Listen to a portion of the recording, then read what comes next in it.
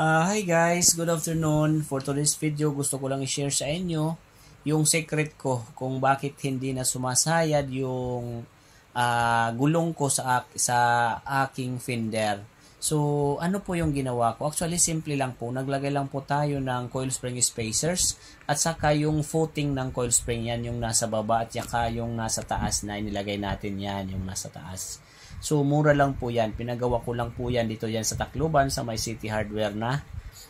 Napakatibay po. Kasi 7 years ko na po yung ginagamit. Actually, wala pa naman pong nagiging issue. So, para po sa mga sumasayad yung sasakyan dyan, wag na po kayong gumastos ng malaki. Kasi yan lang po yung sekreto dyan.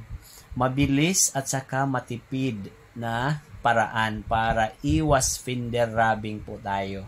So, ganyan lang po kasimple. Madali lang po yan. Makapal po yan, matibay po yan. Galing po yan sa forklift na gulong ng forklift.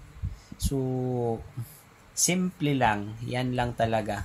So, bali 6 pieces yan. Yung nilagay ko, kabilaan po yan.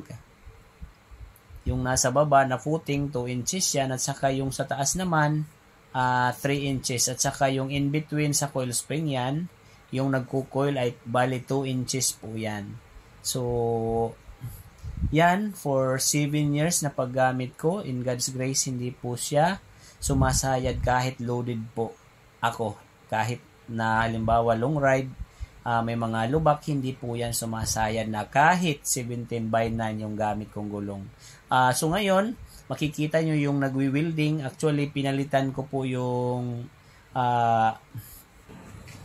So ngayon po, makikita nyo po yung nagwi-welding sa ilalim kasi nandito po ako sa shop dito sa Abukay. Nagpalit po ako ng tubo sa muffler ko kasi may singaw na siya. Hindi na solid yung tunog niya, yung pagiging turbo niya.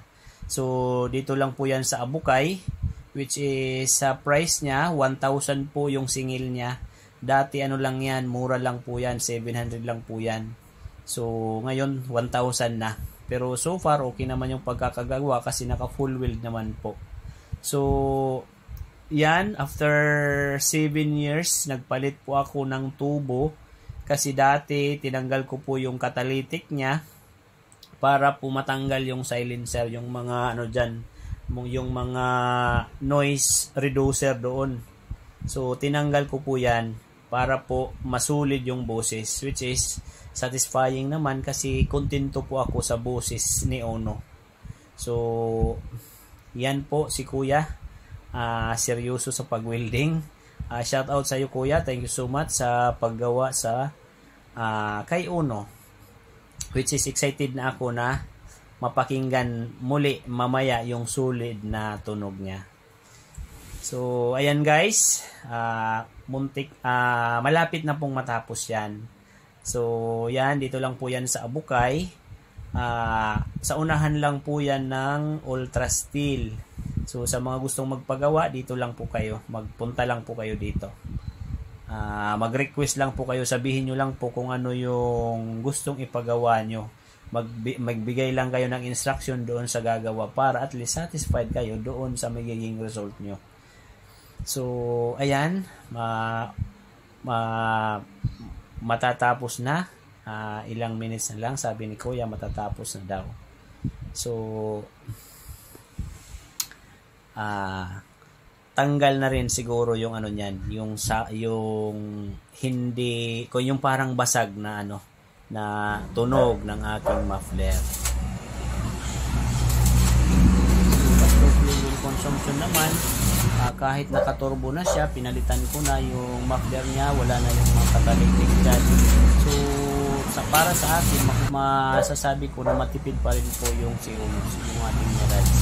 Kasi yung biyahe ko from Tacloban to Calvario, sige nang sikap po yan, kahit nakaturbo na. Kaya matipid pa rin po, practical pa rin po. So yan, sa pag-welding, dapat po tanggalin po natin yung negative. Yan, tanggalin po natin yan yung negative habang nagwi-welding kasi delikado po yan. Kasi pag hindi nyo yan tinanggal while nagwi-welding, masisira po yung yung electrical natin. Kaya dapat sigurado po na tanggal po muna yan bago kayo magpa-welding.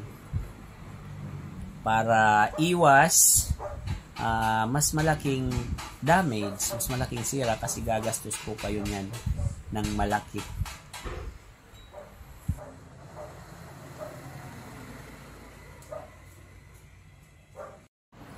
So ayan, from downtown area, kung nasa downtown kayo, pag pumunta kayo ng Abukay, siguro nasa 5 to 10 minutes lang yan yung biyahe dito pag hindi traffic.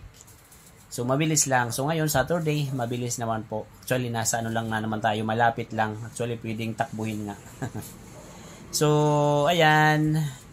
So sa ano natin, kumbaga kahit nakaturbo tayo, masasabi ko na matipid pa rin talaga si Ono kahit ganyan yung setup niya. 7 years na po.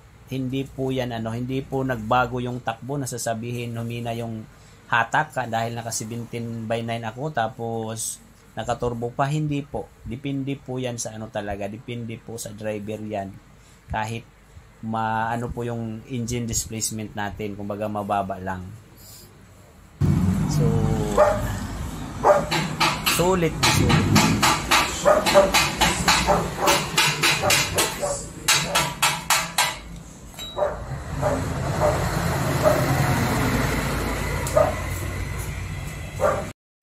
By the way guys, pag magpatrabaho po kayo, dapat nandyan po kayo nakamasid. Dyan po kayo nakatingin para mag-supervise po, para sigurado po kayo doon sa output nung trabaho nung gumagawa. Kasi ganyan sa akin, hindi ko po yan talaga hinayaan siya na magtrabaho kasi sinigurado ko po talaga na wala ang makakaligtaan. Kasi yan yung sa akin, kung hindi ako nandyan, hindi po nawi-welding yung bracket ng muffler. Kung napabayaan ko yun, syempre, habang umaandar, magkakaroon po yan ng alog. Kaya, dapat nandun po talaga kayo guys.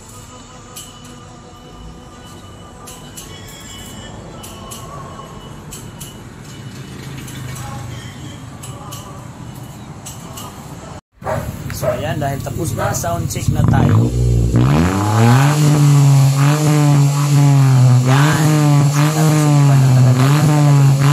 Pero parang bago siya guys. Parang hindi na ganon kalakas yung boses niya kagaya nung dati. Kasi yung ipinalit na tubo niya dito, mas malaki na siya compare sa dati. Kaya hindi na ganon kasulit. Which is nagsisi ako. Kaya lang nandyan na nakakabit na. Wala na po tayong magagawa. Pero kung ako sa inyo guys, kung magpapapalit ng muffler din, dapat magkaparehas po yung laki ng tubo niya. Yung dati, yung stock na tubo, dapat same size po. Saka yung muffler niya, pag maliit yung engine displacement ng sasakyan nyo, dapat maliit din po yung tubo para sigurado yung busis solid. So ayan guys, tapos na tayo. Thank you so much sa panonood. Bye bye!